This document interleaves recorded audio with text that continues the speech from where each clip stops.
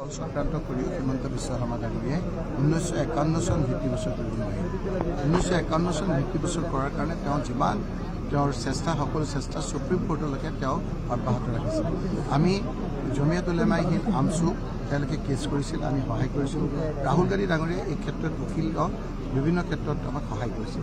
আৰু যেতিয়া চিল মোহৰ সুপ্ৰিম কোৰ্টে লগালে যে 1971 চন ভিত্তিবছৰ হ'ব, গতিকে এই লোকসকলৰ সেই চিন্তাটো দূৰ হৈছে। এতিয়া সেই কথাবিলাক আমি পাতি থকাতকৈ ল'ৰা ছোৱালীবিলাকক ভালকৈ পঢ়াব লাগে।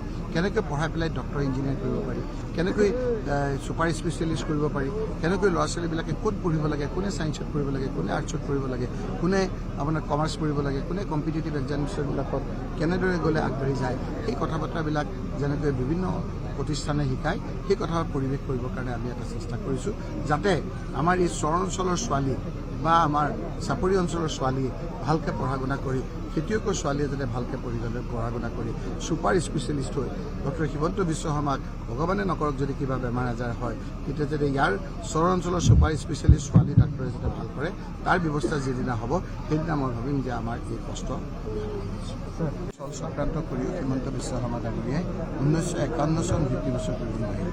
1951 চন ভিত্তিবছৰ কৰাৰ কাৰণে তেওঁ যিমান তেওঁৰ চেষ্টা সকলো চেষ্টা সুপ্ৰিম কোৰ্টলৈকে তেওঁ অব্যাহত ৰাখিছিল।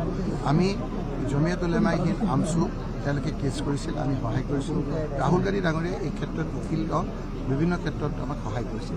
আৰু যেতিয়া চিল মোহৰ সুপ্ৰিম কোৰ্টে লগালে যে 1971 চন ভিত্তিবছৰ হ'ব, গতিকে এই লোকসকলৰ সেই চিন্তাটো দূৰ হৈছে। এতিয়া সেই কথাবিলাক আমি পাতি থকাতকৈ ল'ৰা ছোৱালীবিলাকক ভালকৈ পঢ়াব লাগে।